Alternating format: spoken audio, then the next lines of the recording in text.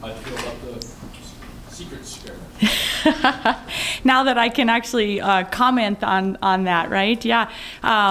We had a really competitive closed scrimmage and just a unique opportunity this past Saturday to scrimmage against the very team that ended our season 1 year ago. So it was kind of a really fun matchup, a good test for our team. It was very competitive. We were able to play some scrimmage, but also work on situational basketball, which I think just really kind of exposed a lot of things that we need to get better at before Saturday's scrimmage with Kearney, but also before we tip off for real next week against Drake.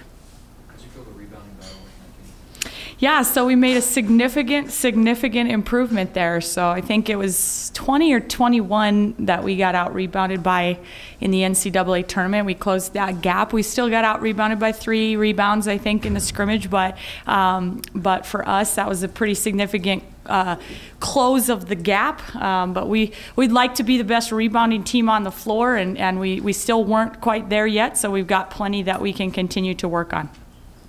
I know you talked about being more team defense without Jasmine. Get your first look at it against another team. How did you think that went? Yeah, I thought that we have plenty of room to improve in that area. So just kind of that sense of urgency that we need as a team overall to be able to play with defensively, we're not quite there yet.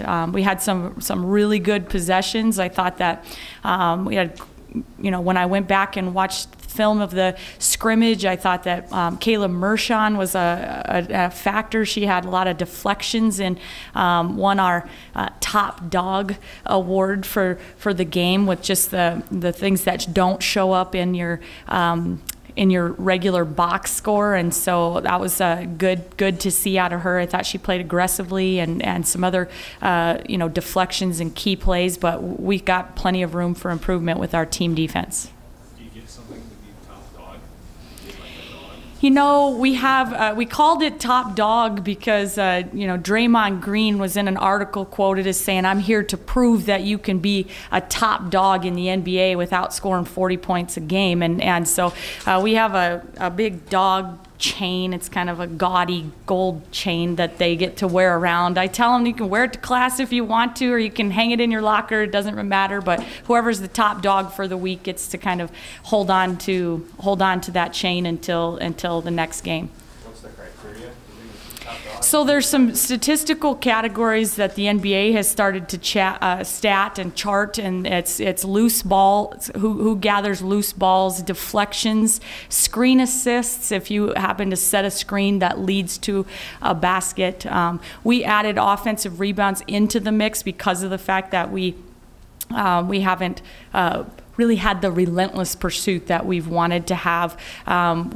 We chart charges taken or drawn in that, and I think there's maybe one more that I'm missing out on. There's 6 categories that we chart every day in practice that don't usually show up in the stats that go into that criteria. Has anyone worn it to class yet? That's a good question. I don't have any photo images of them walking to class in it, but I think there was somebody that's going to wear it. We had a Saturday practice and before one of the football games, and I think somebody that won it wore it to the football game that Saturday. So yeah, some of them are a lot more proud to show that off. So. Back to Kayla for a second. She's long. What is her length in terms of, I know she's 6'3" tall, but how long is she in terms of how that would correlate to her height? Yeah, I mean, that's a good question. I don't really even know what her wingspan is, but it's pretty darn big. And the best thing about Kayla is then she has good length, but she also will play in a stance and be aggressive. So when she switches the screen, and she can effectively kind of use her length to be effective, and she also is athletic enough to stay in a stance, and so that gives us some versatility there. Can she go out on the floor more than Kate? Kate's more of an anchor. So Kayla go out on the floor. Yeah, I mean, Kayla can stretch the defense. She's been working extremely hard with Coach Love, who's her position coach, about just being consistent with kind of perimeter shooting. And she's a hard worker. She's a very coachable kid, and so she's capable of really stepping out and playing on the perimeter some. And the game is starting to really kind of slow down the more she's here, and that's a positive thing for her as well. team on in the exhibition? What do you hope to?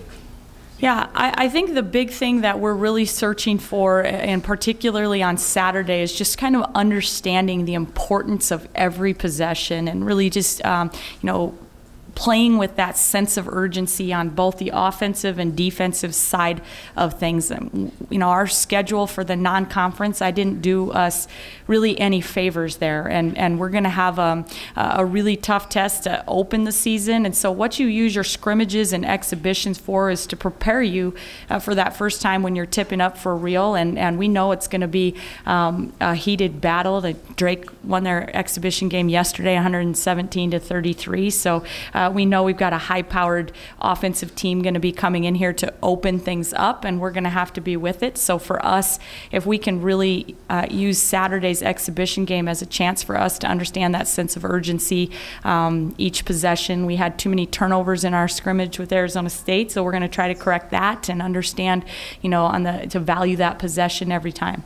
You get the sense in the community, the fans, now you guys are coming up an NCAA tournament trip, that there's a level of energy and excitement that maybe you didn't experience before last season?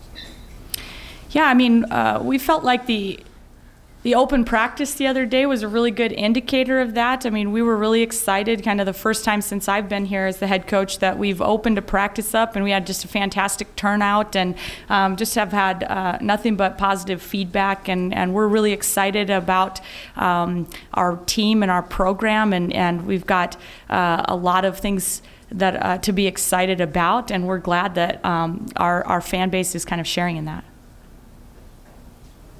Based on being ready or need, which freshmen do you expect to be playing the most? They all played really significant minutes for us in our scrimmage. We expect that to be the case. They're all finding ways to help and contribute and put the ball in the basket and bring something different to the table, and so we're excited. We had one freshman that led us in rebounding in our scrimmage. We had one freshman that led us in scoring in our scrimmage, and so they're all finding ways to be a factor. Amy, do you have an idea what the ceiling for this team might be? No, to be quite honest with you, we really haven't even thought that far. We feel like with 45% of our roster being new and a huge chunk. When you're talking like 6 players that are over half your team is freshmen and sophomores. At this point, we just feel like we just want to win the day and find a way to get better tomorrow at practice and be prepared for Saturday's scrimmage. And so we haven't put a real cap or ceiling or really talked about any of that at this point. We're just going to stay focused on tomorrow. A little bit different subject, with the NCAA investigation, what's happening in basketball and men's basketball. What goes through your mind when you hear about these allegations and you hear about some of these convictions that are coming? Yeah, I think it's serious stuff. Obviously we all that like to maintain kind of the purity of college athletics and to maintain that integrity. It's something that we really are proud of. Is here at Nebraska is integrity is a big piece of what we do, and so it's something that's concerning to feel like that's going on. In the sport of basketball or anywhere in college athletics, and so we're just as concerned about it and keeping an eye on it, but something that we focus on just locking in on doing things the right way and continuing to do that the way we've always done it here at Nebraska, and that will be where we continue to keep our focus. Does it surprise you that depth of cheating and that depth of things that were going on? Yeah, it certainly surprises me. I've just kind of been like everybody else, and you read the news and your eyes kind of pop a little bit to know that's been happening or that there's those allegations out there. It's been a surprise, I think, for a lot of people.